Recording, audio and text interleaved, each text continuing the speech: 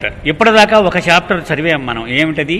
The divine theme, దివ్య ఇతివృత్తం అనేది మనం చదివేసుకున్నాం. ఇప్పుడు రెండవ చాప్టర్ ద లైఫ్ స్టోరీ, అవతార పురుషుని జీవిత వృత్తాంతం. మనందరికీ తెలుసు అని అనుకుంటున్నాం. మనం చూద్దాం మనకి ఎంతవరకు తెలుసు అనేటువంటి. Everything in the life and work of Meher Baba must be seen and understood in the light of his declaration that he is the avatar of this age. ఆయన జీవితాన్ని చదివే ముందు మనము ఒక విషయాన్ని స్పష్టంగా మన మనసులో ముద్రించుకోవాలి. అదేమిటి? ఆయన మామూలు మానవుడు కాదు. మనలాంటి రక్తమాంసములు ఉండి బలహీనతలు ఉన్నటువంటి, దౌర్బల్యముతో ఉన్నటువంటి మానవుడు కాదు. సాక్షాత్తు మానవ రూపము ధరించినటువంటి పరమేశ్వరుడు.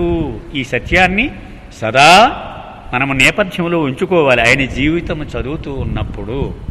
The life of the avatar is always, in Baba's words, a divinely human example that demonstrates the possibility of a divine life for all humanity. Baba మాటల్లో అవతార పురుషుడు జీవనం ఎలాగా ఉంటుందయ్యా అంటే, దివ్య జీవనము మానవుడు జీవించడానికి అర్హమైనదే, వీలైనదే అని రుజువుపరచడానికి ఒక మానవ దేహములో ఆ దైవము జీవించి చూపెడతాట. ఇలాగు నీవు స్పందించాలి, ఇలాగు వ్యవహరించాలి, ఈ పరిస్థితుల్లో ఇలా నీవు వ్యవహరించాలి అని ఒక ఉదాహరణగా, ఒక రోల్ మోడల్ ఆయన ఏర్పాటు చేస్తాడు. In avatar's actions, concepts of love and service become living realities. ప్రేమ, సేవ ఇవి ఉపన్యాసములలో మాత్రమే మనం వింటూ ఉంటాం. పెద్ద పెద్ద పీఠాధిపతులు, మత గురువులు పెద్ద సింహాసనాల మీద కూర్చొని ఉపన్యాసములు జంచుతూ ఉంటారు. మేధావులు వ్యాఖ్యానాలు చేస్తూ ఉంటారు. సో ఒక సిద్ధాంతములుగా మాత్రమే ఉన్నటువంటి ప్రేమ, సేవ సజీవ సత్యములుగా అవతార పురుషుడి జీవితములో చూడగలుగుతాం. అంటే లైఫ్ ప్రాణం పోసుకొని అవి కనిపిస్తాయట మనకి అవతార పురుషుని జీవితములో. Giving new hope and inspiration to suffering humanity.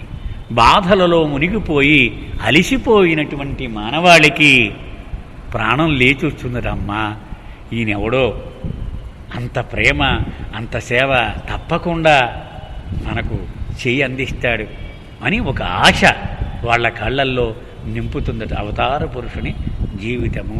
As the living embodiment of the truth that he brings, the Avatar has a transforming impact on all life. ఆయన ఎందుకు వస్తాడట? సత్యమును తన కూడా తీసుకొచ్చి ఈ ప్రపంచానికి విడుదల చేస్తాడు. అంతేకాదు ఆయన మూర్తీభవించిన సత్యమే.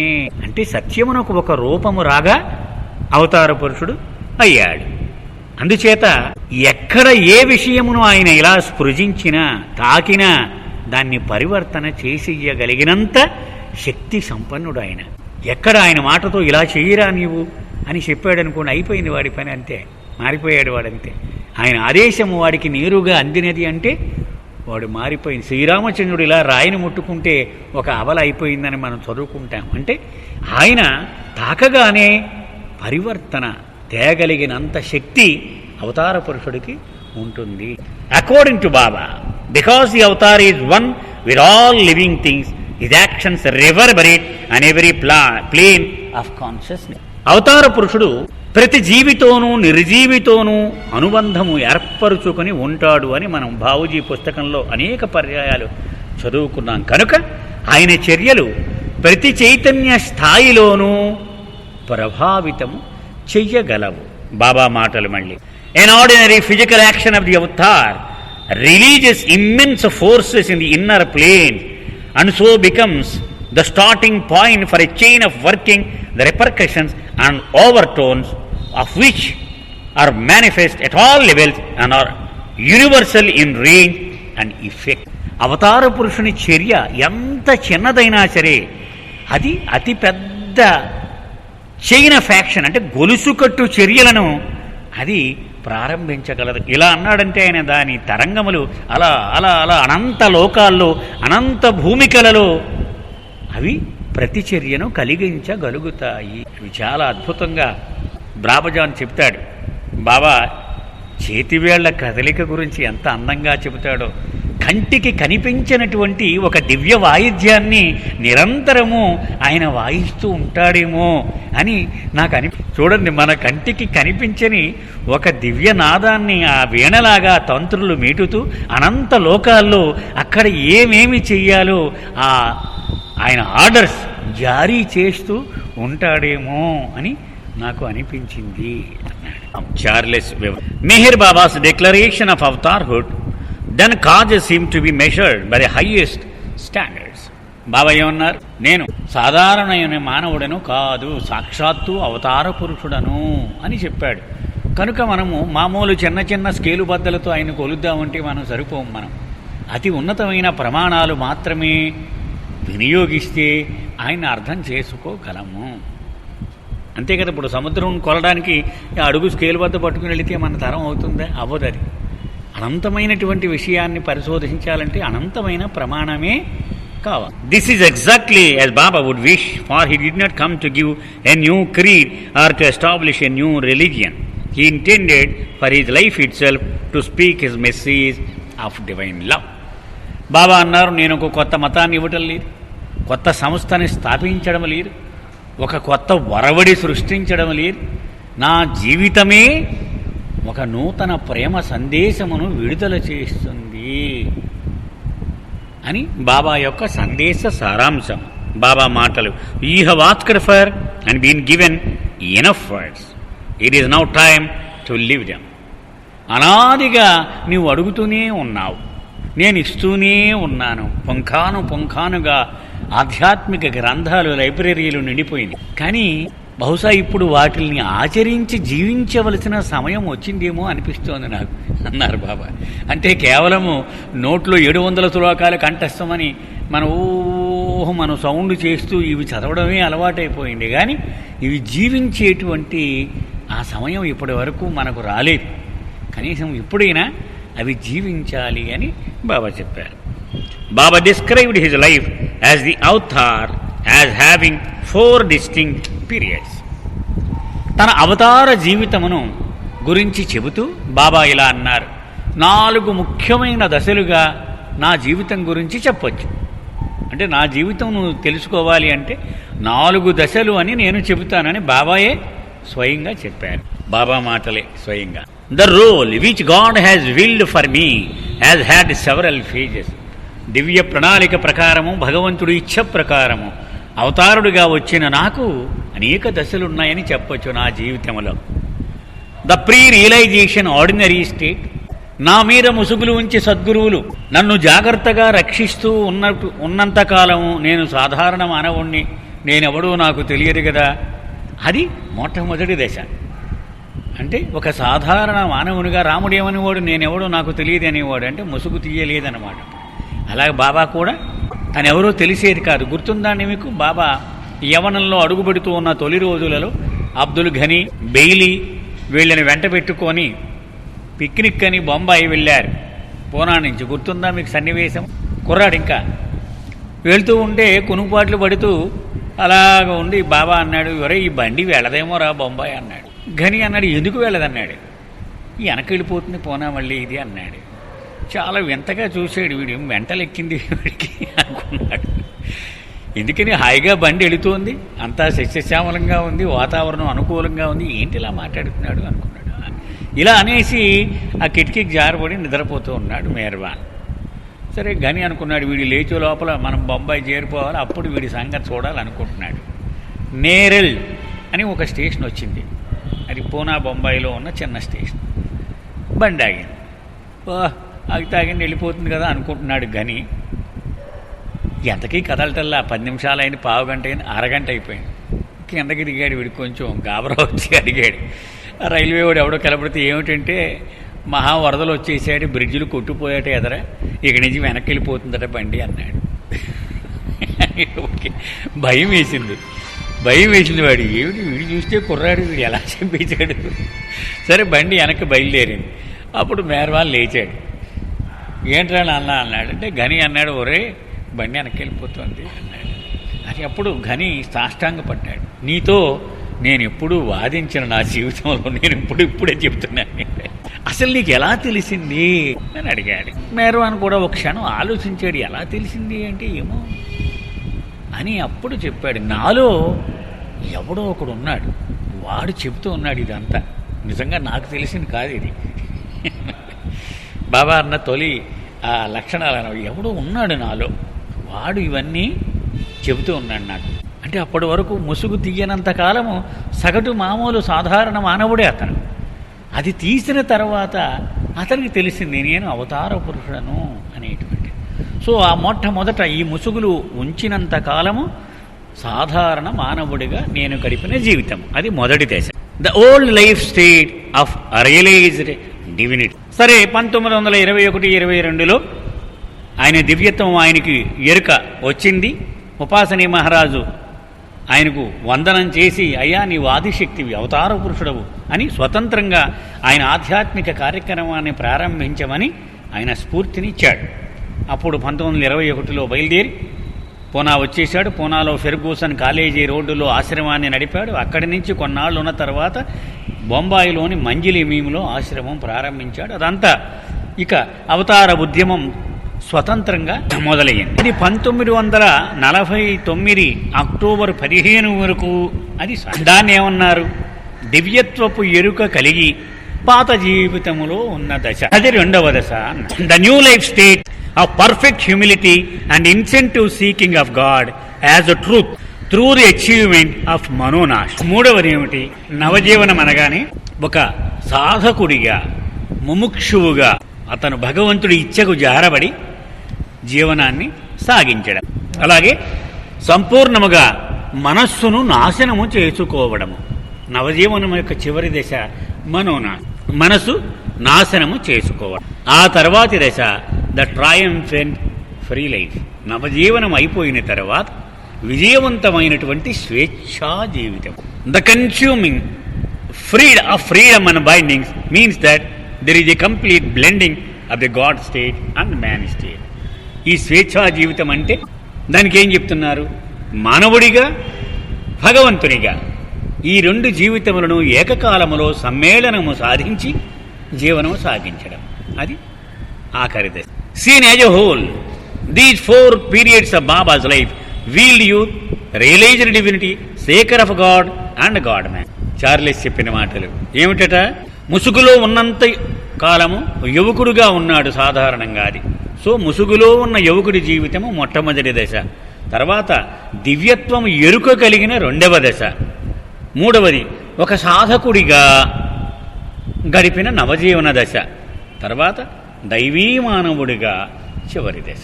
Describe the work of awakening undertaken by Meher Baba as the avatar. ఈ 4 దశలు చదివితే మనకి ఏమిటయ్యా అర్థమయ్యేది అంటే, మానవాళిని జాగృతము చేసేటువంటి దివ్య కార్యక్రమము ఎలా చేశాడు ఆయన అంటే మనకు అర్థమవుతుంది ఈ 4 దశలు చదివి. మొట్టమొదటిది వీల్డ్ యూత్. ఎప్పటి నుంచి మొదలైంది ఇది? బాబా జననముతో మొదలైంది 1894. ఎప్పటి వరకు కొనసాగింది?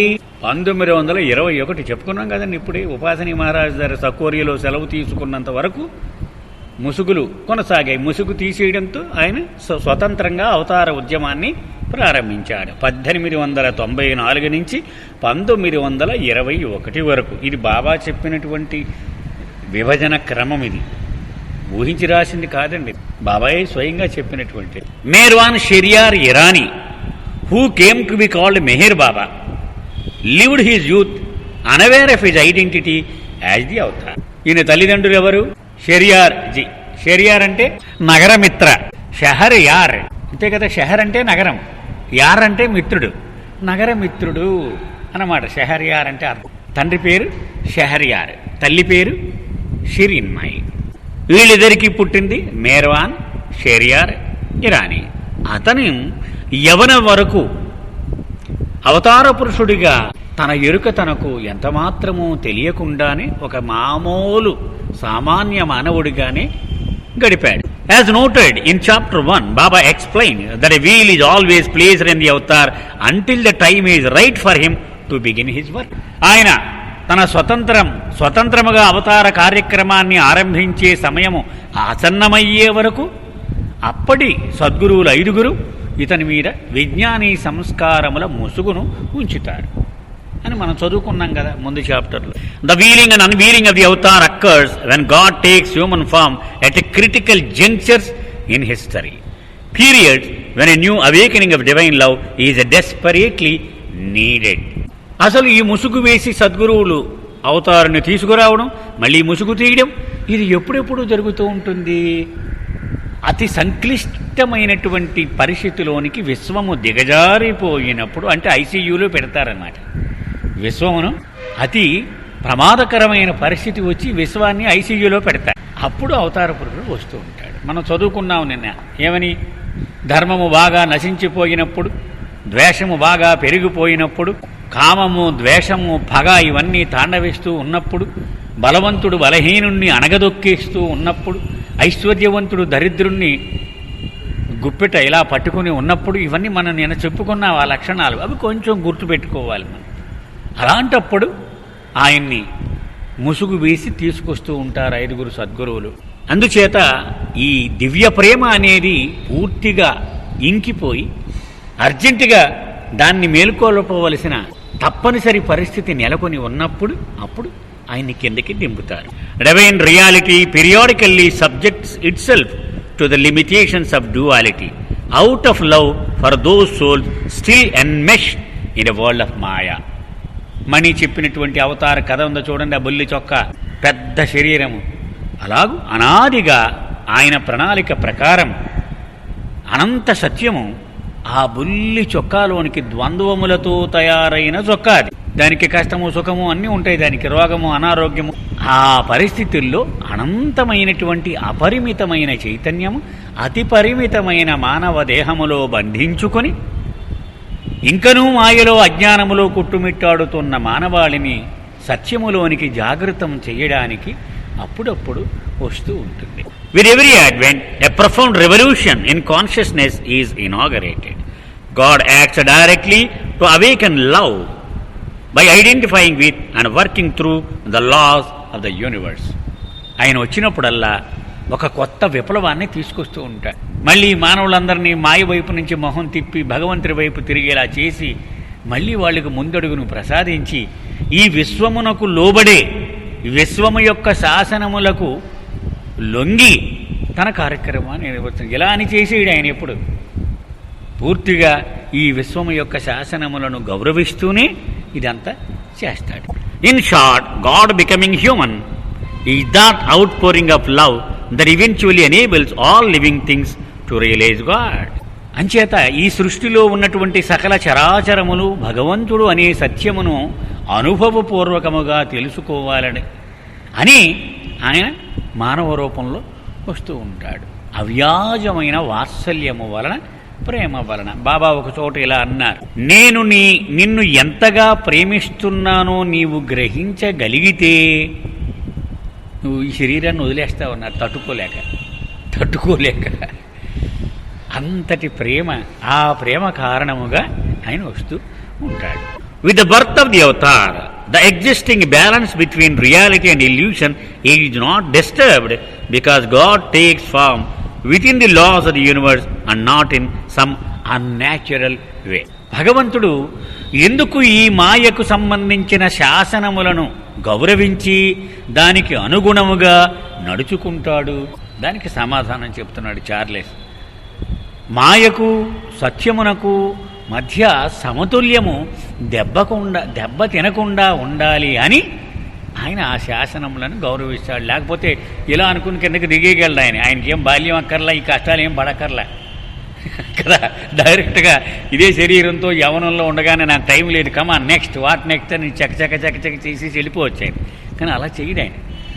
మామూలుగా ఒక తల్లిదండ్రులను ఎంచుకొని ఆ తల్లి గర్భంలో దూరి అక్కడ 9 నెలలు ఆవిడతో మోయించుకొని మామూలు శిశువుగా జన్మించి మామూలు చదువు, మళ్ళీ first class, second class, third class ఇవన్నీ చదివి మామూలుగానే ఆయన తన విశ్వ కార్యక్రమాన్ని నెరవేరుస్తూ ఉంటాడు.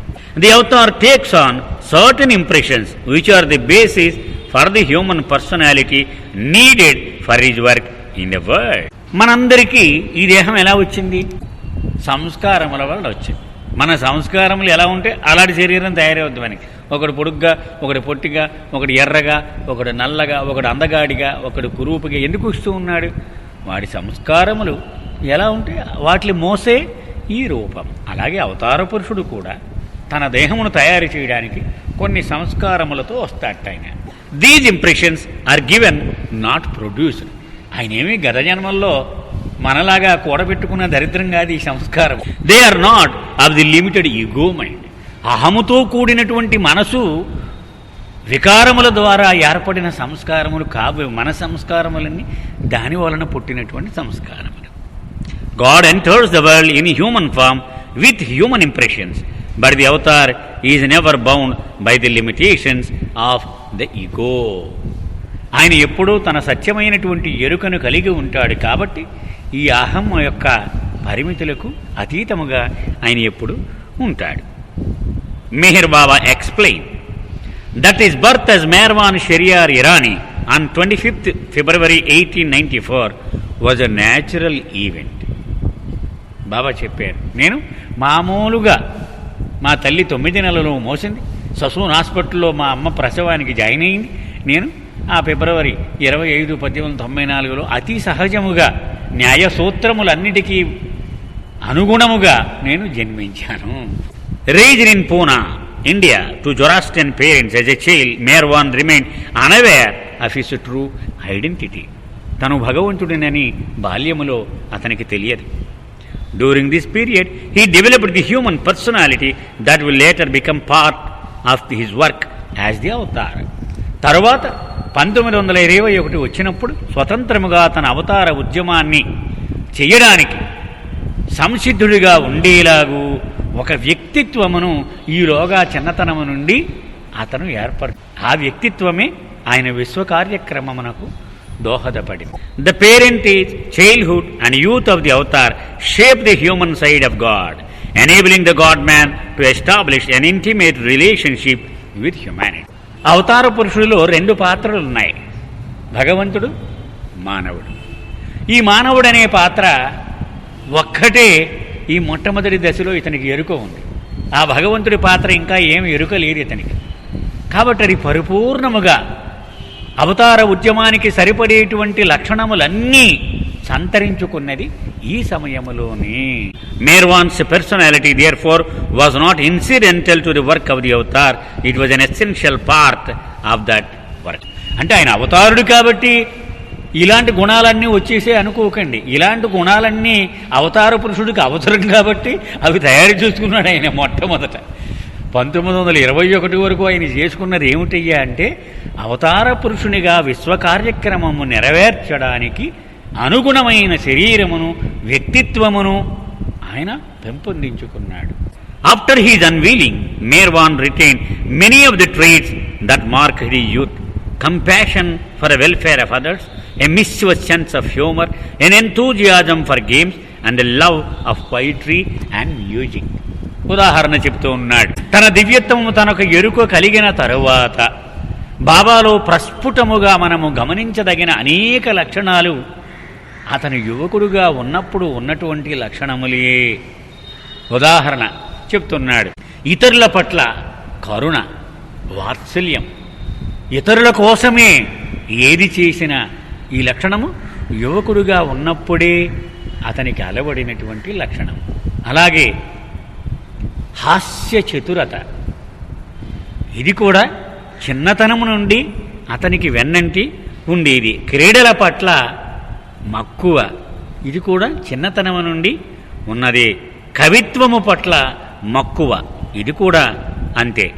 అందుచేత ఇతను దివ్యత్వపు ఎరుక కలిగిన తరువాత కూడా బాల్యము నుండి యవ్వనము వరకు ఏ లక్షణములైతే ఇతను అలవరుచుకున్నాడో అవన్నీ తన అవతార కార్యక్రమములో సంపూర్ణముగా కలగలిసి ఉన్నాయి. మనం చివరి వరకు కూడా దాన్ని మనం గమనించవచ్చు. He was a natural leader. Baba చిన్నతనము నుండి కూడా అతి సహజమైనటువంటి నాయకుడు. ఇలా 10 మంది ఉంటే అందరూ అతనికేసే చూసేవారు, అతను ఏం చెబితే అదే చేసేవారు. Admired by his peers and teachers alike. తన సహధ్యాయులే కాకుండా ఉపాధ్యాయులు కూడా అతనంటే ఇష్టపడుతూ ఉండేవారు. మీకు జ్ఞాపకం ఉందో లేదో, చిన్నతనములో ఆ మొట్టమొదటి తరగతులు చదివినప్పుడు క్లాసు మారాడు, స్కూలు మారిపోయాడు. ఆ మారిపోయినప్పుడు ఆ స్కూలు హెడ్ మాస్టర్ ఆవిడ క్రిస్టియన్, ఆవిడ ఈ బాలుడైన మేర్వాన్ని పిలిచి డిన్నర్ ఇచ్చింది ఆవిడ ఇంట్లో. ఏడ్చింది ఆవిడ వెళ్ళిపోతూ ఉంటే. అంటే కుర్రాడికి డిన్నర్ ఇవ్వడం ఏమిటి, ఆ కుర్రాడిని వదలలేక టీచర్ వేడడం అనేది చాలా అసాధారణ విషయం. ఎందుకని పిల్లలు అలా వస్తూ ఉంటారు, వెళ్ళిపోతూ ఉంటారు, వాళ్ళు ఆ పొర అంటారు వాళ్ళంతే. కానీ అంత స్పష్టముగా ఆకర్షణకు గురైనటువంటి వాళ్ళు. The unveiling that awoke Merwan to his true nature began suddenly and unexpectedly interrupting his normal life as a student at Dakkan College in Pune. ఈయన పూనాలోని దక్కన్ కాలేజీలో విద్యార్థిగా ఇంటర్మీడియట్ చదువుకుంటూ ఉన్న రోజుల్లో అకస్మాత్తుగా ఆ ముసుగు తీసేటువంటి సంఘటన ఇతని జీవితంలో సంభవించినది. One day while cycling home from college, ఒకనాడు మామూలు రోజులాగే సైకిల్ తొక్కుకొని అక్కడికి వెళ్ళేవాడు. ఇతని ఇల్లు ఎక్కడుంది? Meher Dastur road, Butler Mohalla. మనం బాబా ఇల్లు అవన్నీ మనకి పూనాలో వెళ్ళిన రాబోయే భవిష్యత్తులో ఎంతో ప్రపంచ ప్రఖ్యాతి కాంచిన పుణ్యక్షేత్రాలు అయిపోతాయి. ఇప్పుడు మనంత సులభంగా అప్పుడు చూడలేం మనం. అంచేత తప్పనిసరిగా చూడవలసిన అవసరం ఉన్నది. అక్కడి నుంచి సైకిల్ తొక్కుకుంటూ ఆ రోడ్డు మీద వెళ్ళేవాడు బాబా. అలాగే అలవాటుగా మామూలుగా కాలేజీ నుంచి ఇంటికి వెళ్ళిపోతూ ఉన్నాడు.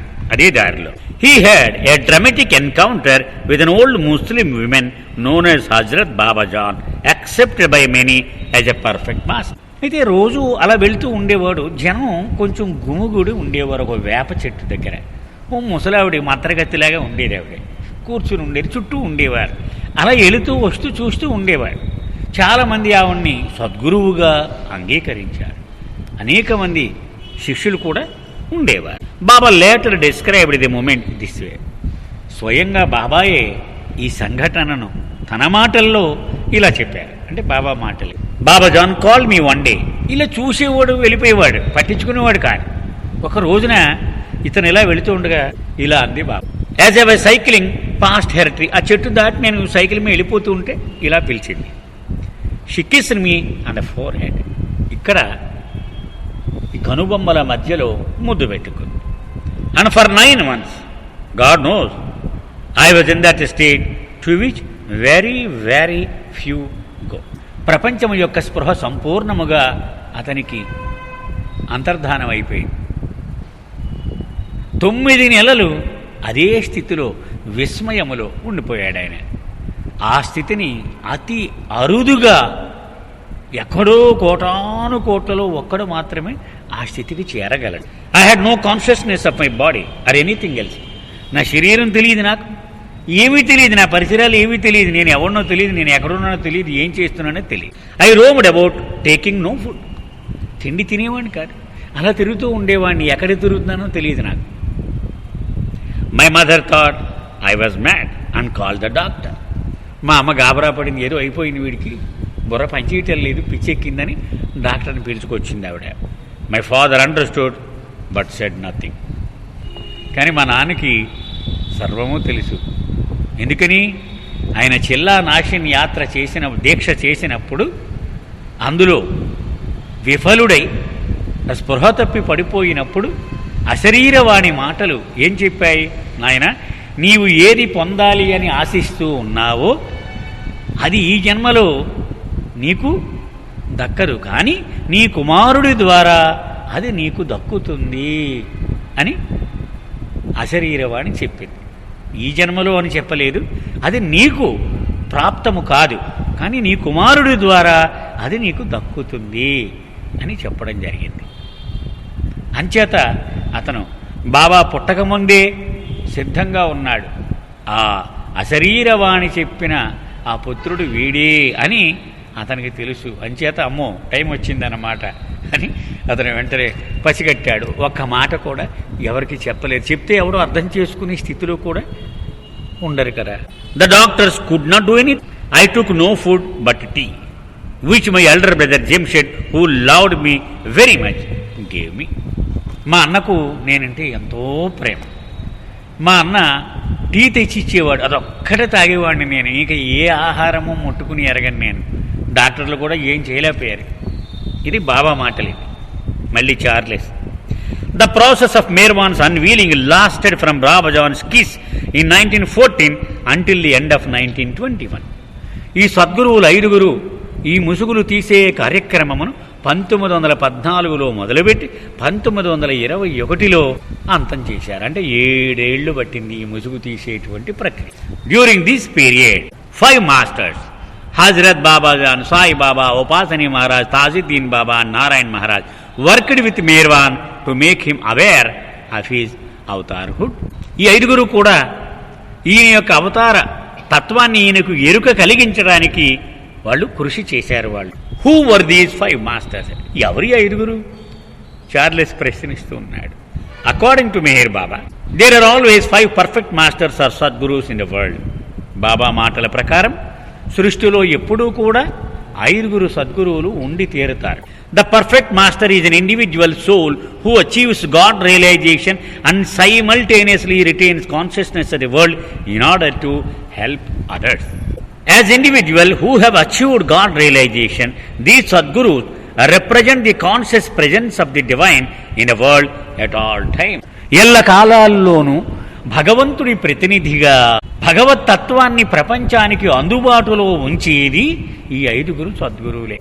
దేవుడు ఉన్నాడని రుజువు ఏంటయ్యా అంటే వాళ్ళ దగ్గరికి వెళ్తే తెలుస్తుంది రుజువు. వాళ్ళు భగవంతుడి ప్రతినిధులుగా ఉంటూ ఉంటారు. When one leaves his or her body to merge in God, another individual becomes a perfect master. ఈ 5లో ఒకడు చచ్చిపోతే ఆ 51 మందిలో ఒకడు వచ్చి ఇందులో కూర్చుంటాడు. వెయిట్ లిస్ట్ అనమాట అదంతా, మొత్తం 51 మంది. When God takes human form as the avatar, it is the function of the 5 perfect masters of that is to unveil him when the moment is right.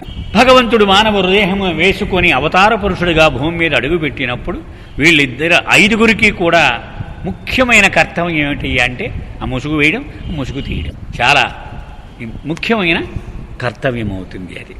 For Merwan this unveiling process beginning with his encounter with Babajan awaken him simultaneously to infinite bliss and immeasurable అగనీ.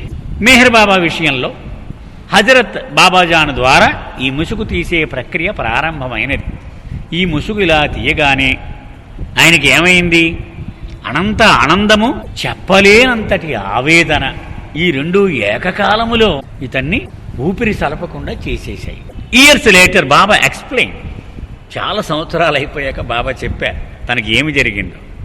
That the experience of infinite consciousness limiting it self with in the realm of finite consciousness entails great suffering. నేను అనంత చైతన్యమును అనేటువంటి ఆనందము, కానీ పరిమితమైన దేహములో నేను దూరి ఉండాలి అనేటువంటి ఆ కష్టము, ఇది దుర్లభము, ఇది తట్టుకోవడము. బాబా మాటల్లో దాన్ని చెప్తూ ఉన్నారు. Although the infinite bliss I experienced in my super conscious state remain continuous as it is now, I suffered agonies in returning towards normal consciousness of illusion.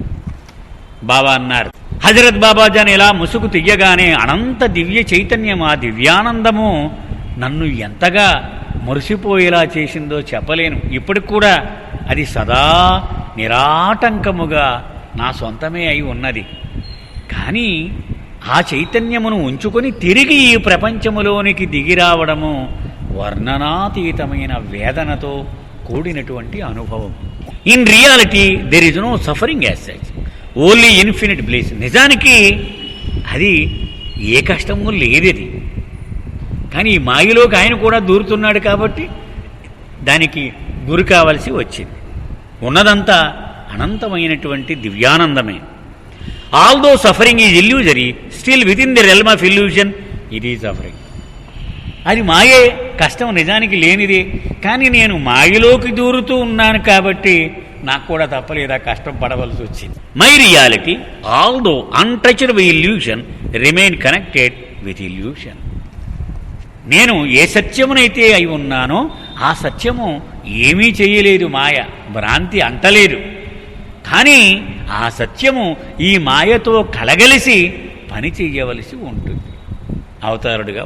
That is why I suffered incalculable spiritual agonies. అనంతమైన ఆధ్యాత్మిక వ్యధను నేను అనుభవించాను ఆ సమయంలో. The suffering of unveiling was so great that Merwan attempted to relieve it by banging his head and the stone floor of his room. పూనాలో బాబా తల్లిదండ్రుల ఇల్లు, బాబా బాల్యము యవ్వనము గడిపినటువంటి ఆ ఇంట్లో ఒక గది ఉంది. లోపల ఆ గదిలో రాతి నేల.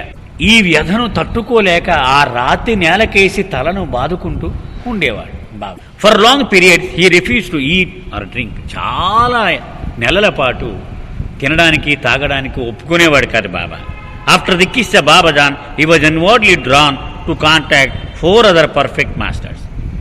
బాబాజాన్ సాంగత్యం చేసిన తర్వాత ఆంతరిక ప్రేరణ కలిగింది అతనికి. ఈ 4 సద్గురువులను, మిగిలిన 4 సద్గురువులను కూడా కలిశాడు. The most significant of whom were Saibaba of Shirdi and Upasani Maharaj of సకోరి.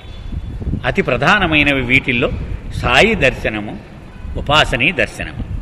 And seeing Merwan for the first time Saibaba looked at him and shouted Parvardigar. వృద్ధుడైన సాయిబాబా మేర్బాబాను చూడగానే ఓ పర్వర్దిగార్ అని గట్టిగా అరిచాడు. Which means preserver and protector of all. దాని అర్థం ఏమిటి? మొత్తం సర్వలోకాన్ని రక్షించేవాడు, పోషించేవాడు అని అర్థం. అయితే ఫ్రాన్సిస్ బాబాజాన్ రాసింది, మరికొన్ని గ్రంథాల్లో రాసింది ఏమిటంటే, అలా అరుస్తూ సాయిబాబా సాష్టాంగపడ్డాడు మెహర్ బాబాకి అని కూడా రాసి. మెహర్ బాబా ఎలాగైతే సాష్టాంగపడ్డాడో దానికి బదులుగా వెంటనే షిరిడీ సాయిబాబా కూడా సాష్టాంగపడి ఆయన ఓ పర్వర్దిగార్ అన్నాడు అని రాయడం జరిగింది. మీరు చూసారు లేదు. Immediately following this encounter Merwan went to Upasani Maharaj who was living nearby. Upasani Shirdi Saibaba సాంగత్యం అయిపోగానే షిరిడీ సాయి మేర్వాను హృదయంలో ఒక స్ఫూర్తిని కలిగించాడు. దానిని ఆధారం చేసుకొని నడుచుకుంటూ ఉపాసని మహారాజ్ దర్శనానికి వెళ్ళాడు. అంటే నువ్వు వెళ్ళు అని ఆయన చెప్పడం, ఈయన అలాగే అని అనడం జరగలేదు.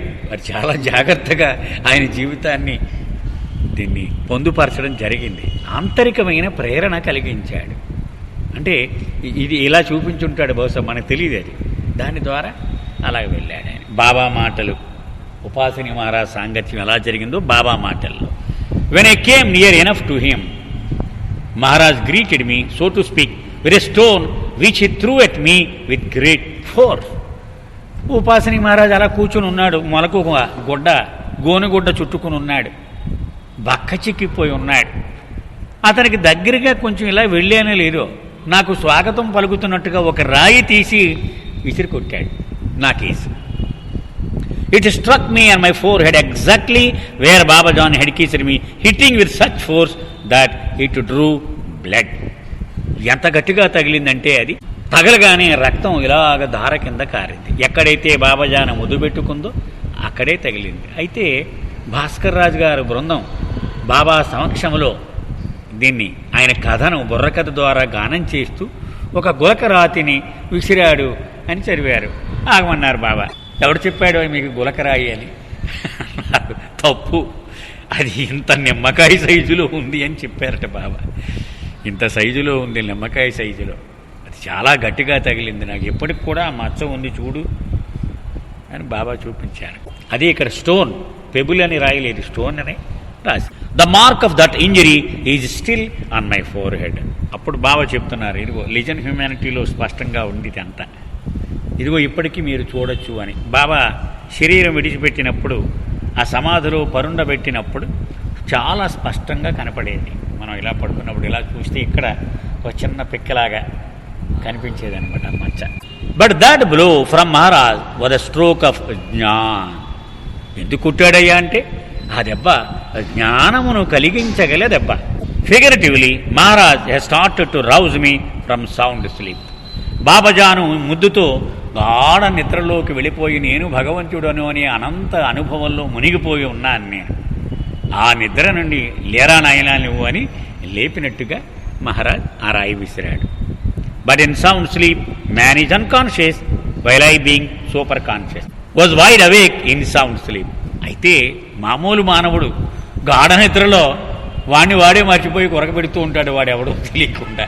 కానీ నేనున్న గాఢ నిద్రలో నేను భగవంతుడను అనే సంపూర్ణమైన ఎరుకను కలిగి ఉన్న గాఢ నిద్ర అది. అందుకే బాబా చెప్తూ ఉంటారు, దివ్యానుభవం అంటే ఏమిటి, వాట్ ఈజ్ గాడ్ రియలైజేషన్ అనేది వివరిస్తూ బాబా ఇలా చెప్పారు. సాధారణంగా మానవుడు గాఢ నిద్రలో తనకు తాను మర్చిపోతాడు. కానీ మెలకువగా ఉండే తనకు తాను మరిచిపోయేలా గాఢ నిద్ర స్థితిలో ఉండడమే అది బ్రహ్మానుభవము. During the next 7 years under Upasani Maharaj care, Mirvan was brought down to complete awareness of the world of duality while retaining consciousness of his divinity.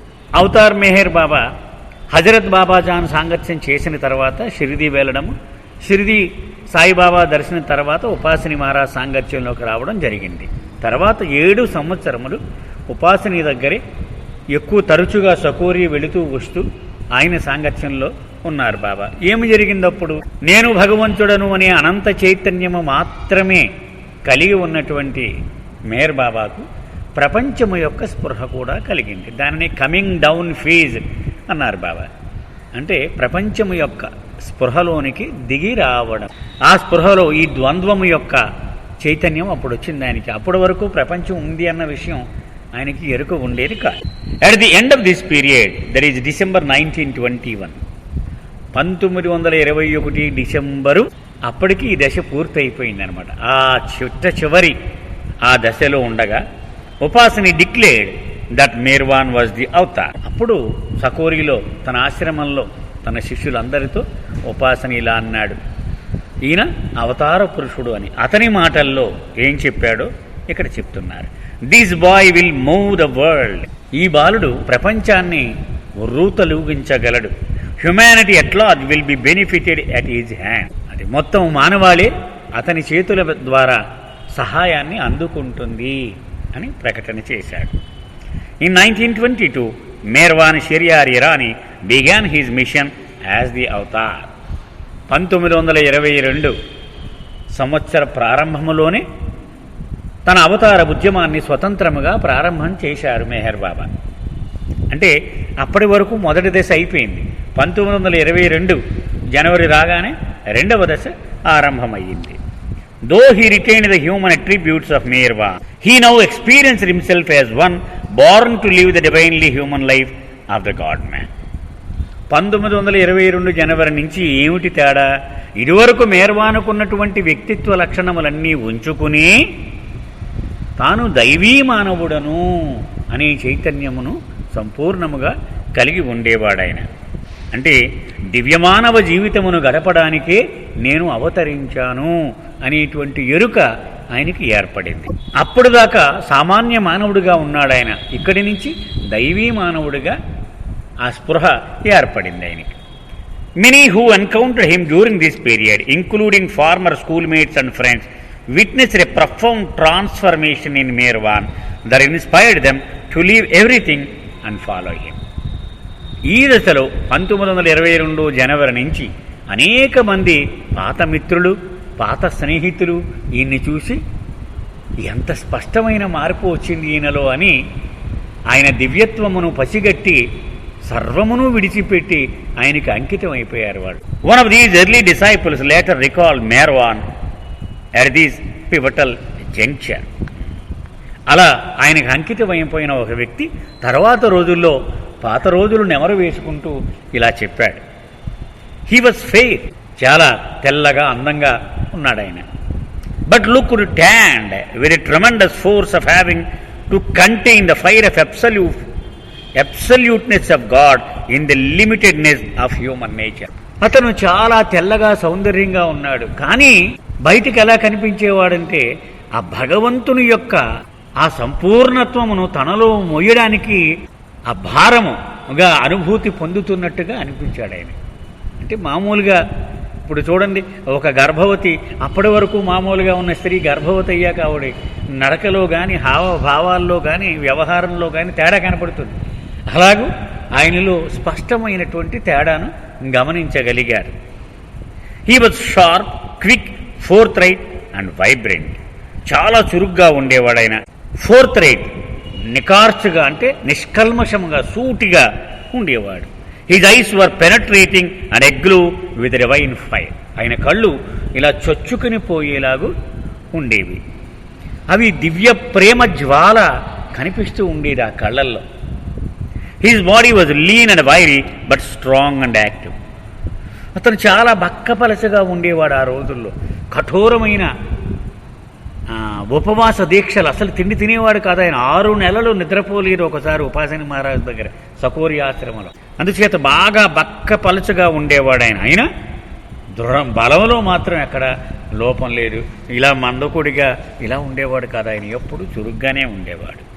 There was an air of deep drunkenness of spirit, the intoxication which was ever conscious, that flashed out in his lightning words of knowledge and wisdom and acts of deep, affectionate and tender love.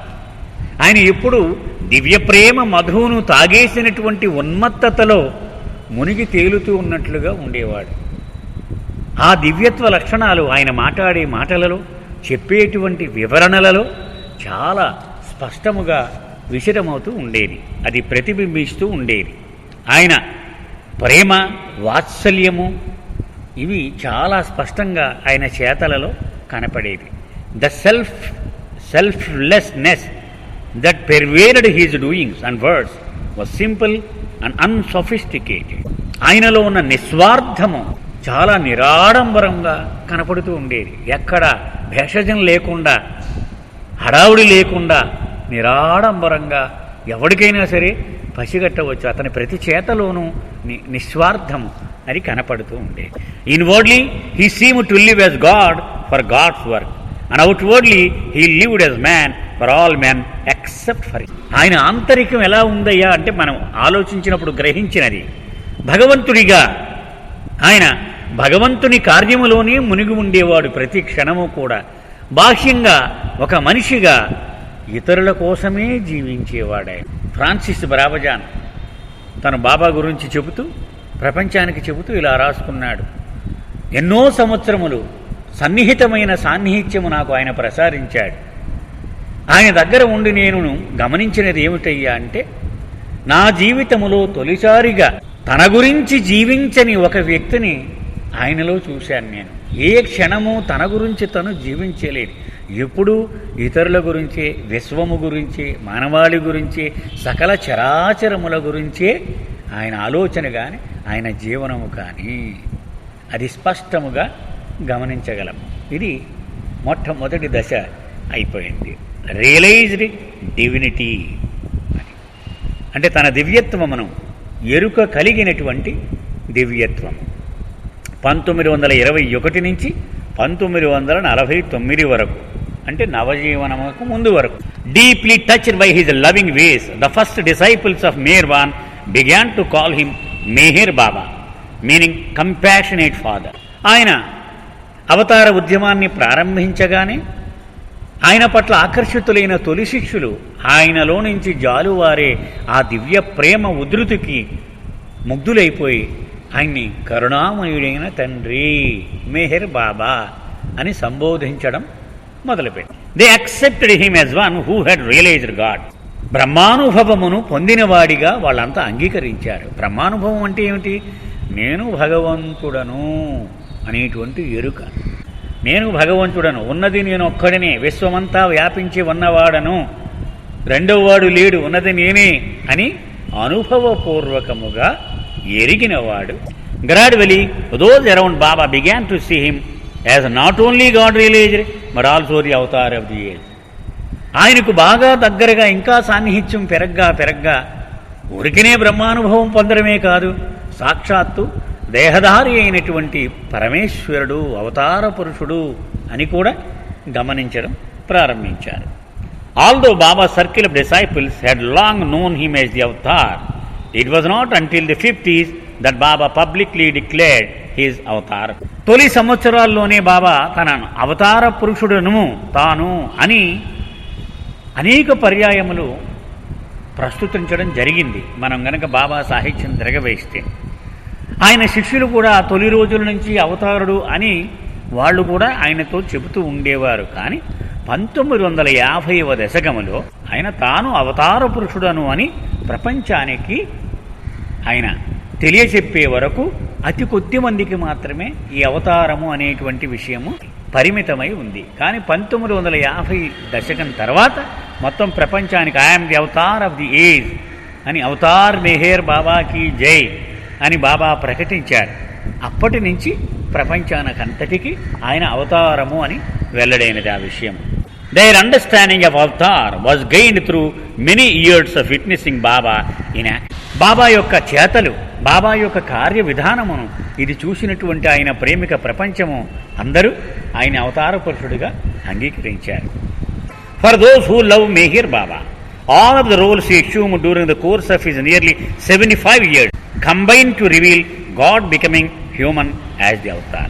ఈ 4 దశలు గనక కలిపి చూస్తే ఆయన అనుచరులందరికీ ఏమర్థమవుతుంది? ఆయనే మానవ రూపములో అవతారుడుగా అరుదించిన పరమేశ్వరుడు, భగవంతుడు అని ఆ 4 దశలు కలిపి వీడు అర్థం చేసుకునే విషయం. From 1921 until 1949 Meher Baba took on the role of God realized master. 1921 నుంచి 1949 వరకు ఆయన ఏ పాత్రలో ఉండేవారు? బ్రహ్మానుభవమును పొందినటువంటి ఒక గురువు పాత్రలో ఉండేవారు. ఆ పాత్రలోనే మంజలిమీములో ఉన్నారు, పూనాలో ఫెర్గూసన్ కాలేజ్ రోడ్లో ఆశ్రమంలో ఉన్నారు, మెహరాబాదులో ఉన్నారు.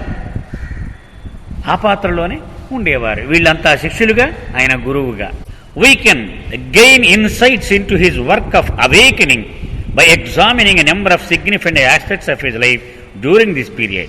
మనము అనేక విషయాలను గ్రహించగలము ఈ దశను కొంచెం నిశితంగా పరిశీలన చేస్తే. గ్యాదరింగ్ ఆఫ్ డిసైపుల్స్, మొట్టమొదటిది తన అవతార ఉద్యమానికి పనిముట్లుగా అనేక మంది శిష్యులను చేరదీయడం. సైలెంట్ కమ్యూనికేషన్, మౌనము ప్రారంభించి మౌనము ద్వారా ఆయన సంభాషణ ప్రారంభించడం. యాక్ట్స్ ఆఫ్ సర్వీస్, సేవా కార్యక్రమములు. అంటే మెహరాబాదులో పిచ్చివాళ్లకు, కుష్ఠరోగులకు, మస్తులకు ఆశ్రమాలు, అనాథలకు శరణాలయాలు, అలాగే బీదవారికి వైద్యశాలలు, అలాగే బాగా అట్టడుగు వర్గాలకు చెందిన పిల్లలకు పాఠశాలలు, ఇవన్నీ సేవా కార్యక్రమాలు. వరల్డ్ ట్రావెల్, ప్రపంచ పర్యటనలు. And contact with a God intoxicated, భగవదోన్మత్తులైనటువంటి మస్తులతో సాంగత్యము చేయడం. ఇవి ప్రధానమైన అంశాలుగా ఈ దశ గురించి మనం చెప్పుకోవచ్చు. అంటే మనము కథ చదివేస్తూ ఉంటాం, ఫలానా మస్తును కలిశాడు, ఫలానా మస్తును కలిశాడని. కానీ ఇక్కడ ఇతను పరిశోధనా గ్రంథము కాబట్టి అవి వివరాల్లోకి వెళ్లకుండా క్రోడీకరించి బాబా యొక్క కార్యక్రమాన్ని కరెక్ట్గా దాన్ని క్లాసిఫై చేసి చెప్పాడు. అంటే మనం కొత్తవాడికి చెప్పేటప్పుడు ఇదంతో దోహదపడుతుంది. ఊరికే బాబా మహమ్మద్తో ఇలా అన్నాడంటే ఆ మహమ్మద్ గురించి ఆగిపోతాం మనం. అలా కాకుండా ఆయన చేసిన కార్య విధానమును కొన్ని అంశాలుగా విడదీసి చెప్పడం ప్రయత్నిస్తూ ఉన్నాడు. Meher Baba called those who lived close to him as his mandali, a Sanskrit word meaning a group or kin. తనకు సన్నిహితులుగా, తన శిష్యులుగా జీవిస్తూ ఉన్న వాళ్లను మెహర్ బాబా తన మండలి అని పిలిచేవారు. మండలి అంటే అదొక సంస్కృత పదము, ఒక బృందము అని దాని అర్థం. Living near Baba required strict obedience including in the early years a list of orders concerning work, diet and even play and exercise. ఆయన దగ్గర శిష్యులుగా ఉండడము అంటే అర్థం ఏమిటి? కఠోరమైన విధేయతకు లోబడి ఉండడం. వాళ్ళు ఏమి తినాలి, ఎప్పుడు ఆడుకోవాలి, ఎప్పుడు కసరత్తు చేయాలి, ఇవన్నీ కూడా చాలా ఖచ్చితముగా నిమిషము ఆయన నిర్దిష్టముగా ఆయన ఖరారు చేసేవారు. దాని ప్రకారం జీవించడానికి సిద్ధముగా ఉన్నవాళ్లే ఆయన మండలి అని అంటారు. The men and women Baba Drew to him were from a variety of religious and social backgrounds. తన శిష్యులుగా బాబా ఎంచుకున్నటువంటి ఆ వ్యక్తులను పరిశీలన చేస్తే వాళ్ళు అనేక రకాల నేపథ్యాల నుంచి వచ్చిన వాళ్ళు. అనేక మతాలు, క్రైస్తవులు, మహమ్మదీయులు, పార్సీలు, హిందువులు, ఇలా. అలాగే రకరకాల సామాజికమైనటువంటి కొంతమంది అస్పృశ్యులు ఉండేవారు, కొంతమంది బ్రాహ్మణులు ఉండేవారు, కొంతమంది క్షత్రియులు ఉండేవారు. Though allowed to follow the practices of their respective faiths, The Mandali were expected to live in close harmony and cooperation with people of all religion. తొలుత ఎవరి మత విశ్వాసములను వాళ్ళు ఆచరించడానికి అనుమతి ఉండేది. శ్రీరామనవం వస్తే చేసుకుని అందరూ చేయండి, నేను కూడా వస్తాననేవారు బాబా. కృష్ణాష్టమి వస్తే ఆయన కృష్ణుడిలాగా కిరీటాలు పెట్టి ఆయన్ని మేకప్ చేసేవారు. మనం ఫోటోలు కూడా మనం చూసాం మనం కదండి. అలాగే గురు పౌర్ణమి వస్తే గురు పౌర్ణమి, క్రిస్టమస్ వస్తే ఆ క్రిస్టమస్ చేసుకునేవారు. అలాగే పార్సీలు పండగలు వస్తే, జొరాస్తర్ పుట్టినరోజు వస్తే అది జరపమనేవారు. అలా అన్నిటికీ అనుమతి ఉండేది. కానీ ప్రతి మతం వాడు కూడా ఇతర మతస్థులను గౌరవముతో, ప్రేమతో, సహనముతో ఉండాలి. అంటే వాడు కోపగించుకోకూడదు. ఉదాహరణకు ఒకసారి జొరాస్తర్ పుట్టినరోజు మర్చిపోయారు అందరూ, బావ కూడా మర్చిపోయారు. సాయంత్రం చేసి 4 ఎంతకు ఎవరో జ్ఞాపకం చేశారు. అయ్యోయ్యో వెంటనే వెళ్ళి కేక్ పట్టరా, బజార్కి వెళ్ళి పట్టరామన్నారు. ఈ లోపల పార్సీలందరూ, ఆదిక ఇరానీ వీళ్ళందరూ కూడా మాట్లాడుకుంటూ, బాబాకు హిందువులంటేనే ఇష్టం, ఆయన శ్రీరామనవం అంటాడు, కృష్ణాష్టమి అంటాడు, గురు పౌర్ణమి అంటాడు. చూసారా మన పండుగలు వచ్చేటప్పటికి ఇలాగ దెబ్బ కొట్టేసాడు ఆయన. బాబాకి తెలిసింది ఇది. బాబాకి తెలిసి సరే రమ్మన్నారు, అందరూ వచ్చారు. అప్పుడు బాబా చెప్పారు ఏమిటంటే ఇది చెప్పారు విషయం. మరి నిజాయితీయే కదా, ఇలాగ మేము అందరం అనుకున్నాం అని చెప్పి. ఓహో అలాగా అన్నారు. బాబా అన్నారు, మీ పార్సీలకు నిజమైనటువంటి విషయం ఇద్దాం అనుకున్నాను, దేవుణ్ణి ఇద్దాం అనుకున్నాను. వాళ్ళకేమో సంప్రదాయములు కర్మకాండలే ఇష్టం కదా, పోనీ అవి గౌరవిద్దాం. మీకు దేవుణ్ణి ఇద్దాం అనుకున్నాను, మీకు అదే కావాలా? ఓకే అదే ఇస్తాను అన్నారు. వాళ్ళంతా బాబా పాదాల మీద పడ్డారు. క్షమించండి, మా ఉద్దేశం అది కాదు. అదేనమాట బాబా చెప్పేది ఏంటంటే అన్ని మతముల పట్ల సమభావముతో, అంగీకారముతో ఉండాలి. Everyone was required to work hard often at a job in the world as well as in the ashram with Baba. ప్రతివాడు కూడా ఒళ్ళు దాచుకోకుండా కఠోరమైన పరిశ్రమ చెయ్యాలి. ఉదాహరణకు మంజలి మీములు ఉన్నప్పుడు కొంతమందిని 2-3 ఆశ్రమంలో ఉండమన్నారు. మిగిలిన వాళ్ళు పోయి ఎక్కడో రోజు కూలి, ఎక్కడో మాల్లో, ఎక్కడో సూపర్ బజార్లో పొద్దున్నుంచి రాత్రి దాకా పనిచేసి డబ్బులు పట్టరాని. ఆయన ఏ పని అప్పచెప్తే ఆ పని చెయ్యాలి. ఆశ్రమంలో బట్టలు ఉతకమనేవారు, నీళ్లు తోడమనేవారు, ఈ గోధుమ పిండి ఇసరమనేవారు. ఆయన కూడా ఇసిరేవారు. ఎవరికి ఏ పనికి అప్పగిస్తే అది సంపూర్ణముగా నిబద్ధతతో చేస్తూ ఉండాలి. They join with Baba in providing services for the sick, the poor and others in need. Baba ఏ సేవా కార్యక్రమం చేపడితే దానిలో వీళ్ళు కూడా నిండు హృదయముతో, అంకిత భావంతో పాల్గొంటూ ఉండేవారు. For Baba the gathering of the mandali was the gathering of what he call the circle. Baba ఎప్పుడు ఈ శిష్యులందరినీ కలిసి ఈ శిష్య వలయము, ఒక సర్కిల్ అని వాళ్ళందరినీ కలిసి సంబోధిస్తూ ఉండేవారు. బాబా explain that the avatar is always surrounded by a circle of disciples who have deep past connections with him. బాబా స్పష్టంగా ఏం చెప్పారు, ఎప్పుడు అవతార పురుషుడు ఈ భూమి మీద అడుగుపెట్టినా జన్మజన్మలుగా ఆయనతో ఆత్మీయమైన అనుబంధము కలిగినటువంటి శిష్యులు ఆయన చుట్టూ ఉంటారు ఎప్పుడు కూడా. ప్రతి అవతారంలోనూ ఇదే జరుగుతుంది. Because the Avatar works for the benefit of all people, the circle is a representative of many personality types which are useful instruments in his universal work. అవతారుడు ఎందుకు వస్తాడు? విశ్వమానవ కార్యక్రమాన్ని చేయడానికి వస్తాడు. దానికోసం ఆయనకు అనేక విధములైనటువంటి వ్యక్తిత్వములు కలిగినటువంటి శిష్యులు కావాలి. ఇప్పుడు ఉదాహరణకు ఒక స్కూలు రన్ చేయాలనుకోండి, ఏం కావాలి? ఒక్కొక్క సబ్జెక్టుకి ఒక్కొక్క మాస్టర్ కావాలి. ఆ పదవిలో ఈవేళ ఎక్స్ ఉంటాడు, రేపు వై ఉంటాడు, రేపు జెడ్ ఉంటాడు కదా. కానీ ఆ పదవులు మాత్రం అవే ఉంటాయి. ఒక సైన్స్ మాస్టర్, ఒక స్కూల్, ఒక లెక్కల మాస్టర్, ఒక తెలుగు మాస్టర్, ఒక సోషల్ మాస్టర్, అంతే కదండి. అలాగే బాబా ఏం చెప్పారు, అవతార పురుషుడి దగ్గర పనిముట్లుగా ఉండడానికి అనేక వ్యక్తిత్వములు కలిగిన నిర్దిష్టమైన పాత్రలు ఎప్పుడూ అవసరమవుతాయి. ఒకడు బుర్ర పెట్టి మేధస్సును ఉపయోగించి లోతుగా విశ్లేషణ చెయ్యగలిగిన ఒక పాత్ర అవసరం.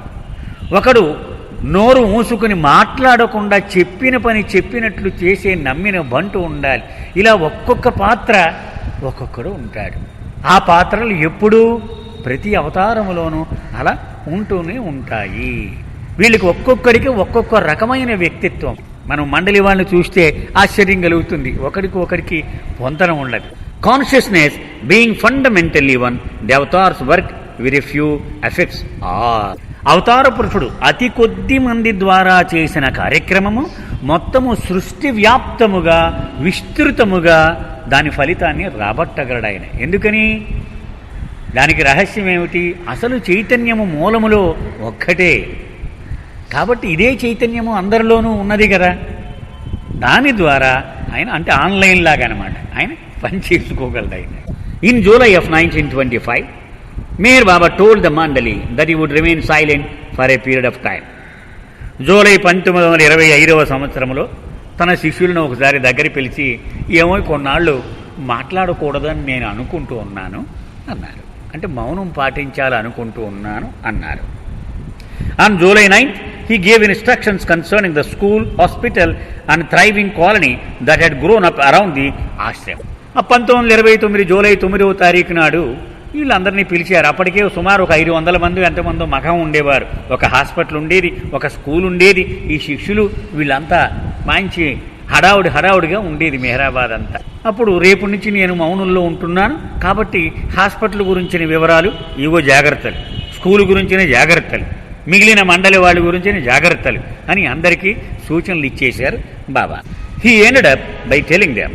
చిట్ట చివరిగా ఆయన సందేశం ఏమిటంటే ఇలా చెప్పారు: think of others more than of yourself. నీ గురించి నీవు ఎంతగా ఆలోచించుకుంటావో అంతకంటే ఎక్కువగా ఇతరుల గురించి ఆలోచి. Use up your bodies in service. నీ శరీరమును ఊరికే సుకుమారముగా చూడకు, సేవలో దాన్ని అరగది. బాబా చెప్పిన ఆఖరి సందేశం. This is absolutely necessary if you want to realise God. నీకు భగవంతుడే కావాలి అంటే ఇది తప్పనిసరి, గత్యంతరం లేదు. After going over a few points pertaining to the life of the ashram, he retired to his room for the night.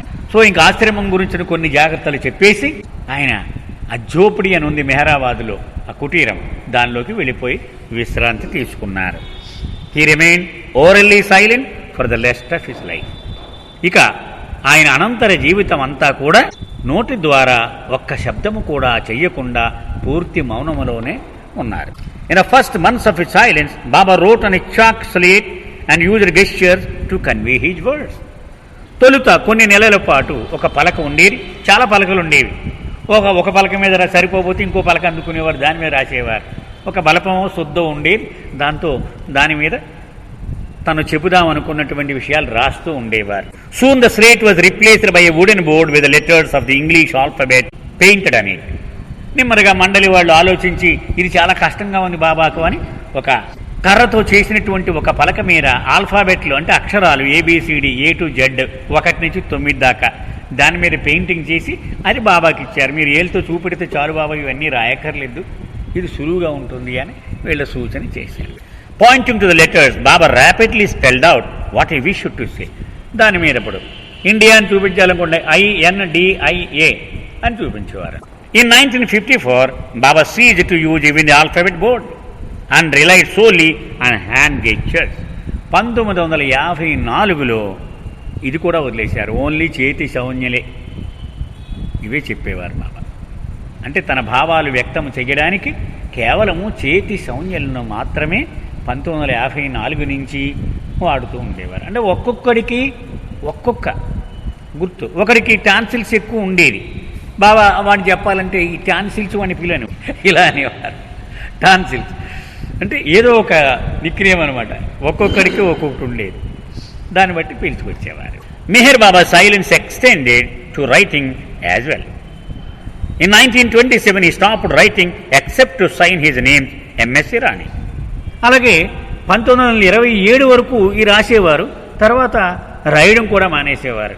కేవలము తన సంతకం చేయడానికే రాసేవారు. సంతకాలు కూడా చాలా తక్కువగా పెట్టేవారు, బలవంతం పెట్టగా రాయబారి కార్యాలయాల్లో పెట్టేవారు, లేకపోతే సంతకం కూడా పెట్టేవారు కాదు.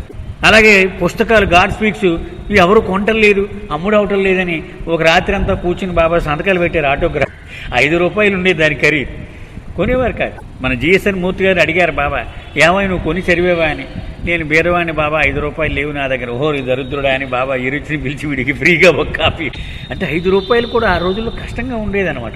అవి సంతకాలు పెట్టి అవి మన సెంటర్లో కూడా సంతకం పెట్టింది ఉండేది, బాబా సంతకాలు పెట్టినవి. ఏ పుస్తకం అని మన స్టే విత్ గాడ్ ఉంది సంతకం, బాబా ఆటోగ్రాఫ్ చేయాలి.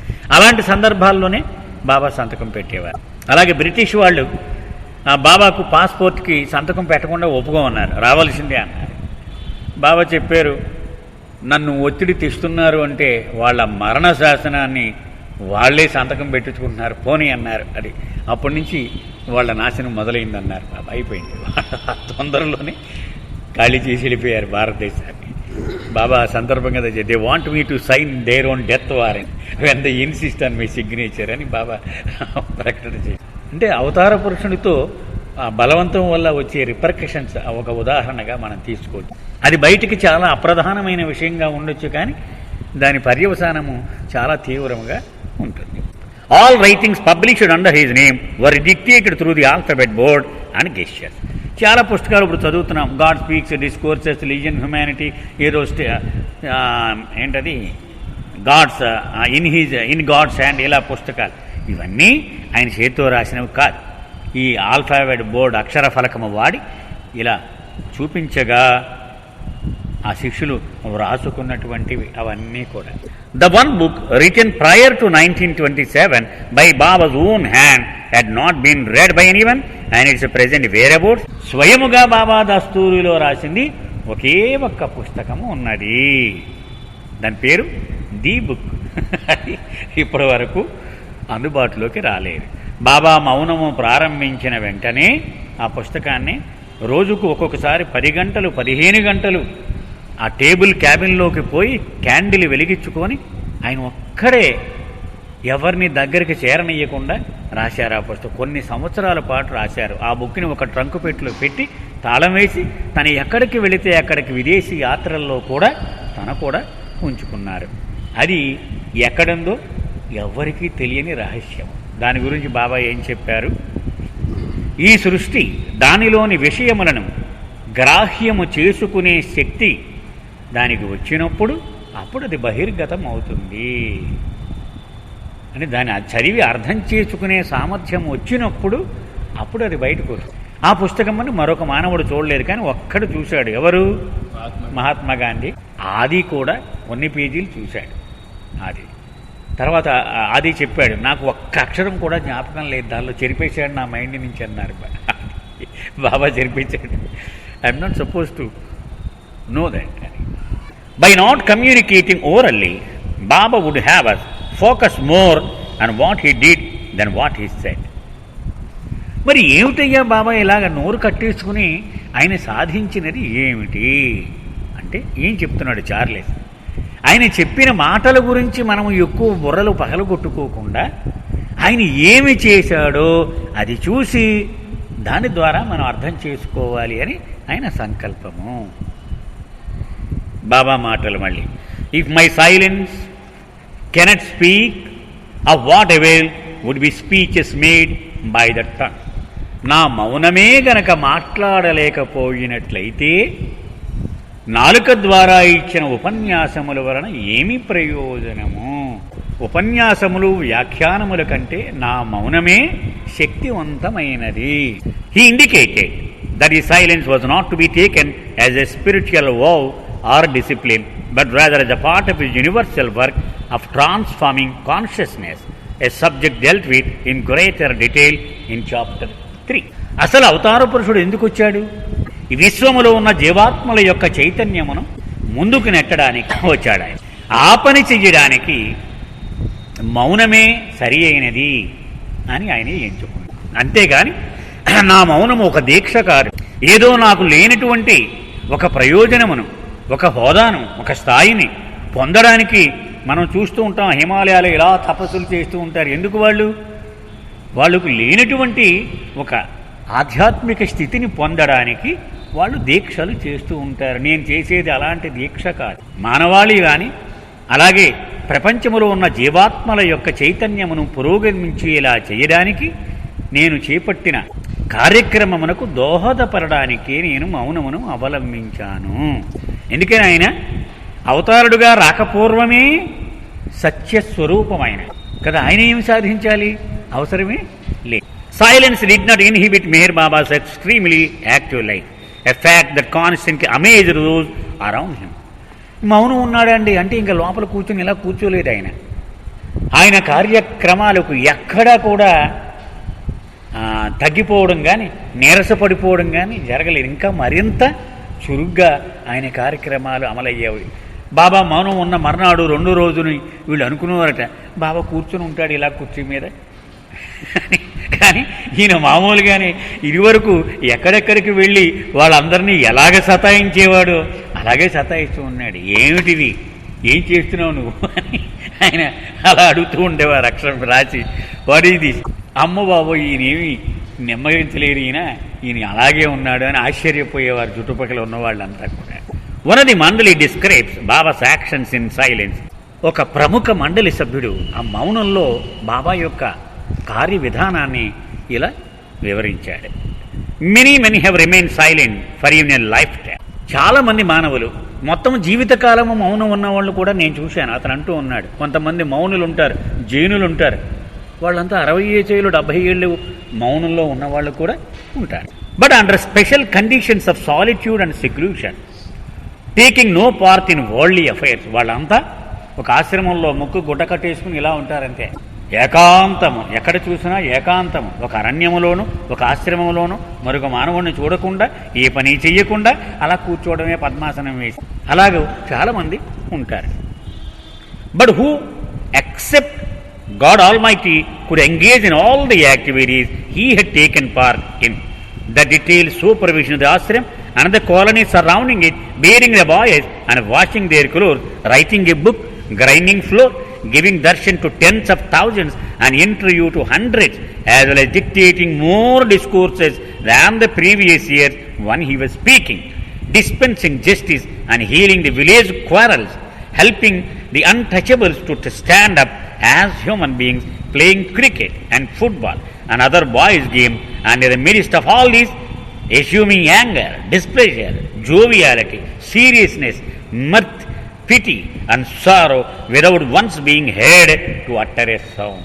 ఎంత అద్భుతంగా మొత్తం బాబా యొక్క జీవిత కార్యక్రమాలు అన్నీ కూడా కవర్ చేసేసాడు మండలిలో ఆయన చెప్పినటువంటి విషయం. ఎంత అద్భుతం. మళ్ళీ ప్రతి పదం చెప్పుకుందాం. ఒక్క భగవంతుడు మాత్రమే చేసే విధముగా మల్టీ టాస్కింగ్ అంటాం మనం ఇప్పుడు కంప్యూటర్ భాషలో. అవన్నీ ఆయన తన జీవన విధానములో అతి సహజముగా చేసి చూపించాడు. ఆయన ఏమిటట ఆయన చేసింది? డీటెయిల్డ్ సూపర్విజన్ అది ఆశ్రయం అండ్ కాలనీ. ప్రతిరోజు కూడా ప్రతి డిపార్ట్మెంట్కి వెళ్ళి సామాన్లు ఏమొచ్చాయి, నిన్నేం కొన్నావు, ఆ అకౌంట్ ఏది, పావలా తేడా వచ్చింది, ఏం చేసావు పావలా, ఇలా తినేసేవాడు ఆయన ప్రతిదీ కూడా. అలాగే స్టోర్ నుంచి గుస్తాజీ ఈ సామాన్లన్నీ ఇచ్చేవాడు. అక్కడికి వెళ్ళి ఇన్స్పెక్షన్ చేసేవారు. సడన్గా ఎంత స్టాక్ ఉంది, స్టాక్ లిస్ట్ పట్టరా అనేవారు. అవన్నీ స్టాక్ వెరిఫై చేసేవారు, టిక్లు ఎట్టేవారు. ఇదేమిటి కేజీ తేడా వచ్చింది అనేవారు. ఇలాగ స్త్రీల దగ్గరికి వెళ్ళేవారు, వాళ్ళకి ఇచ్చిన ఇన్స్ట్రక్షన్స్ నువ్వు ఎందుకు ఫాలో అవటం లేదు, ఇవన్నీ. అలాగే కాలనీలో ఉన్న ప్రతివాడికి వంటగదిలోకి వెళ్ళేవారు, ఏమిటేమిటి చేస్తున్నారు, శుభ్రంగా ఉందా, ప్రతి మూలా చూసి వచ్చేవారు. ఏమిటి ఇక్కడ ఈ బొద్దింకలేమిటి, ఈ ఎలకలేమిటి, ఏ విషయము కూడా ఆయన యొక్క పర్యవేక్షణ నుంచి తప్పించుకోలేకపోయేది. అంత హడలిపోయేవారు వీళ్ళందరూ. Bathing the boys and washing their cloth. ఆశ్రమంలో చదువుకుంటున్నటువంటి పాఠశాల ప్రేమాశ్రమంలో ఉన్న పిల్లలకు స్నానాలు చేయించేవాడు. వాళ్ళ గుడ్డలు ఆయనే ఉతికేవాడు. చేతులు పుళ్ళు పడిపోతూ ఉండేవాడు ఒక్కొక్కసారి బాబాకి, ఉతికి ఉతికి ఉతికి వాళ్ళ బట్టలు. రైటింగ్ ఏ బుక్, మళ్ళీ అక్కడ ఆ టేబుల్ కింద దూరి కూర్చొని దానిలో పుస్తకాలు రాసేవాడు ఆయన.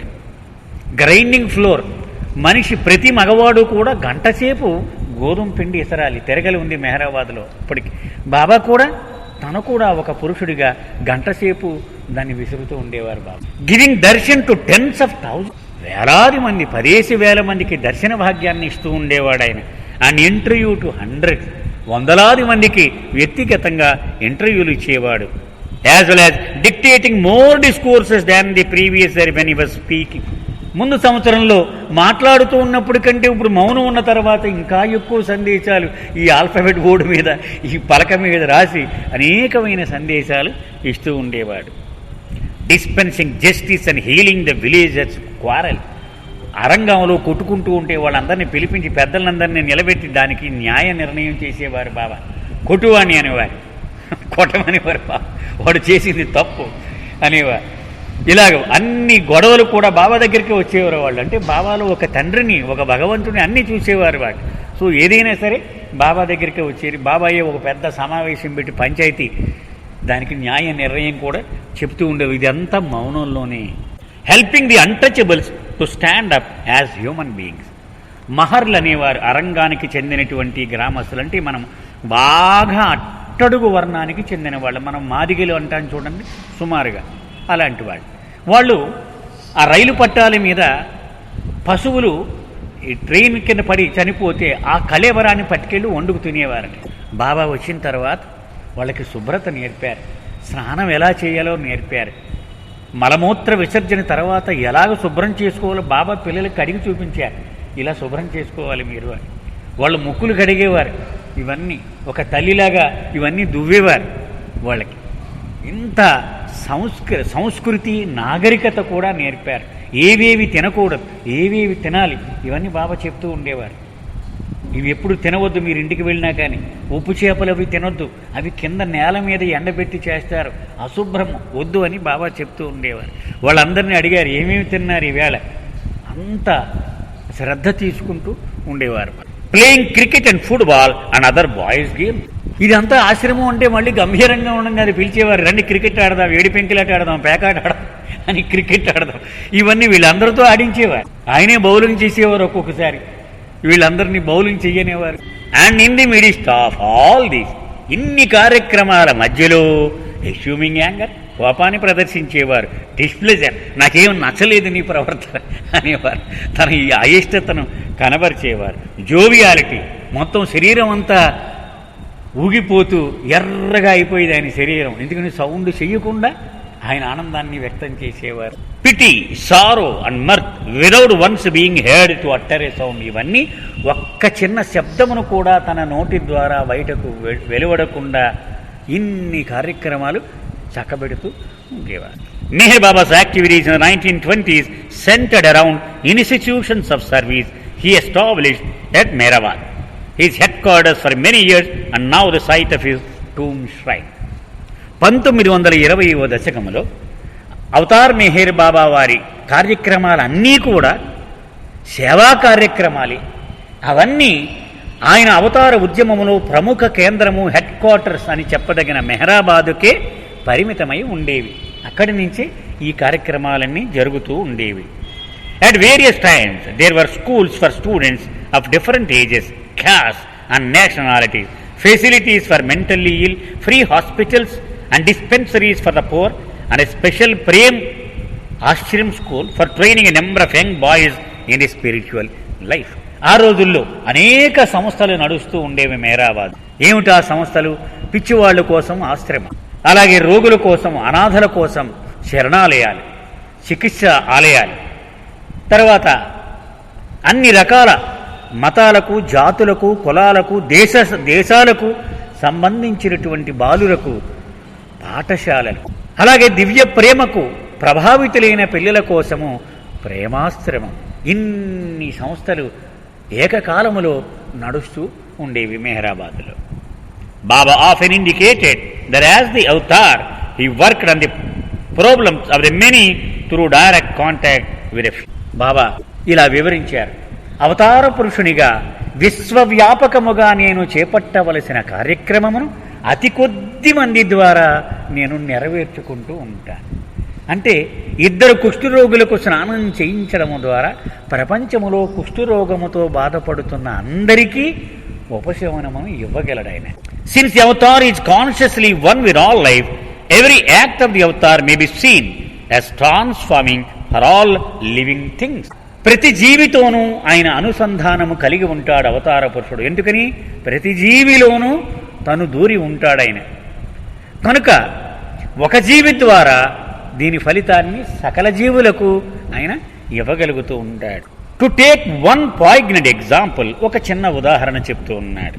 బాబా worked universally to break down the caste system by personally bearing the untouchable boys attending his school and cleaning their latrines. Baba స్వయంగా చెప్పినటువంటి రహస్యము. బ్రాహ్మణులు ఉండేవారు, పార్సీలు ఉండేవారు, క్షత్రియులు ఉండేవారు, ఇరానీయులు ఉండేవారు, హరిజనులు పిల్లలు ఉండేవారు బాబా నడిపినటువంటి స్కూలులో. ఆ స్కూలు పిల్లలందరికీ ఆయన స్వయంగా స్నానం చేయించేవారు. వాళ్ళ మరుగుదొడ్లు ఆయనే స్వయంగా శుభ్రం చేసేవారు. ఎందుకు బాబా నువ్వు చేస్తున్నావు అంటే, వర్ణ వ్యవస్థను, కుల వ్యవస్థను సమూలంగా పెకిలించి వేయడానికి నా ఈ సేవ దోహదపడుతుంది అని Baba. When a number of Brahmins who are forbidden by caste practice to come in contact with untouchables. అంటే ఇంగ్లీష్ వాడు కదా మరి ఇతను వీళ్ళు అర్థం అవుదని చెప్పి చెబుతూ ఉన్నాడనమాట. భారతదేశంలో బ్రాహ్మణులు అంటే వాళ్ళ కుల వ్యవస్థ ప్రకారము ఈ అస్పృశ్యులు అనేటువంటి అట్టడుగు వర్గాల వాళ్ళను ముట్టుకోవడానికి వీళ్ళే, వాళ్ళ కుల వ్యవస్థ అలా ఉంది అని ఇతను రాస్తూ ఉన్నాడు. Came for Baba's blessing, he had them join in the work saying I'm bathing untouchable boys. ఒకసారి బాబా ఈ పిల్లలకు స్నానం చేస్తూ ఉన్నాడు. అస్పృశ్యులు, హరిజనులు అందరూ ఉన్నారు. కొంతమంది స్వాములు లాంటి వాళ్ళు బ్రాహ్మణులు వచ్చారు బాబా దర్శనానికి. ఎందుకని బాబా ఔన్నత్యం తెలుసుకున్నారు వాళ్ళు. బాబా వాళ్ళతో ఇలా చెప్పారు, నేను ఇదిగో అస్పృశ్యులు, హరిజనులు అయిన పిల్లలకు ఇదిగో స్నానం చేయిస్తూ ఉన్నాను. It is no use thus having darshan unless you are prepare to do the work I do. ఊరికి నేను నా దర్శనం చేసుకొని ఇలా సాష్టాంగం పడి వెళ్ళిపోతే మీకేమి లాభం లేదు. నేను ఏ పనైతే చేస్తున్నానో ఇలాగే నీవు ఆచరించగలిగితేనే నా దర్శనము నీకు దక్కినట్లు అని వాళ్ళతో చెప్పారు. The primary aim of babas work was not to establish institutions of service.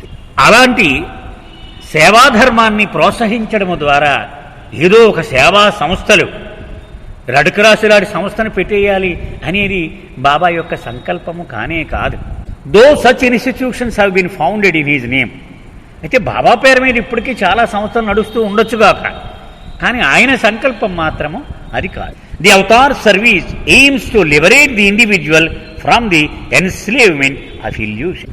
అవతారుడి సేవ దాని ధ్యేయము వేరు, మానవుడు చేసే సేవ యొక్క ధ్యేయము వేరు. మానవుడు ఏం చేస్తూ ఉంటాడు? వాడికి కడుపు ఆకలి తీర్చడానికి ట్రై చేస్తాడు, వాడికి కట్టుకోవడానికి బట్టలు ఇవ్వడానికి ట్రై చేస్తాడు. కానీ అవతార పురుషుడు ఏం చేస్తాడు? మాయకు బానిసగా ఉండకుండా వీడిని బయటపడేద్దామని ఆయన సేవ యొక్క ధ్యేయము, అది ఆయన తాపత్రయం. అంటే తాత్కాలికముగా ఆ పూటకి కడుపు నింపేటువంటి సాయము ఆయన యొక్క ధ్యేయము కానీ this Baba explain is true selfless service. నిస్వార్థమైన సేవ అంటే అదే సుమా అని బాబా తన మాటల్లో ఇలా చెప్తూ ఉన్నారు. Those who are inspired by the spirit of selfless service are quick to render unto humanity all possible help through the provision of the necessities of life like clothes, shelter, food, medicine, education and other amenities of civilization. ఎవరైతే ఆ సేవాభావంతో దహించబడుతూ ఉంటారో వాళ్ళు, ఎవడు కష్టంలో ఉన్నాడో వాడికి ఆహారము, బట్టలు, నీడ, మందులు, వైద్యము, ఇక ఈ నాగరికతకు సంబంధించిన అనేక ఇతరమైనటువంటి సదుపాయాలు వెంటనే కలిగించేద్దామని ఆతృతతో ఉంటారు. All these types of services are great and good. ఇవన్నీ చాలా గొప్ప సేవా కార్యక్రమాలు. But from the ultimate point of view, the help which secure spiritual freedom for humanity surpasses them all and it is insuperable in impart. కానీ నిజమైనటువంటి శాశ్వతమైన ప్రయోజనము చేకూర్చేటువంటి ఆధ్యాత్మిక ప్రయోజనముతో పోల్చి చూస్తే ఇవి మధ్యలో ఆగిపోతాయి. ఎన్నటికీ ఆ ఆధ్యాత్మిక ప్రయోజనముతో సరిపోల్చడానికి సరితూగనివి ఇవన్నీ కూడా, ఆ పూటకి వాడు ఆకలి తీర్చేటివి ఇవన్నీ కూడా. Regardless of whether a man is wealthy or poor, highly educated or illiterate, the only real help is to give him the perfect hope that everyone has a really equal opportunity to achieving everlasting freedom from all binding. ఒకడు బాగా ఐశ్వర్యవంతుడైనా గర్భదరిద్రుడైనా మహాపండితుడైనా నిరక్షరాస్యుడైనా నిజమైన సేవ ఏమిటయ్యా వాడికి చెయ్యగలిగినది అంటే ఇదే. ఏమిటది? అన్ని బంధనాల నుంచి శాశ్వతమైనటువంటి విముక్తిని వాడికి కలిగించగలిగితే అదే ఉత్తమమైన సేవ అవుతుంది. వాడు పండితుడా పామరుడా ఎవడైనా సరే ఈ సేవ వాడికి అవసరమే అని బాబా చెబుతూ ఉన్నటువంటిది. There is no gift greater than the gift of spiritual freedom. ఈ ఆధ్యాత్మిక విముక్తిని కలిగించేటువంటి కానుక కంటే మహత్తరమైన కానుక మరొకటి లేదు. And there is no task more important than of helping others to attain it. మానవులకు ఇటువంటి ఆ సహాయము చేయడానికే కంకణం కట్టుకుంటే అంతకంటే గొప్ప సేవ మరి లేనే లేదు.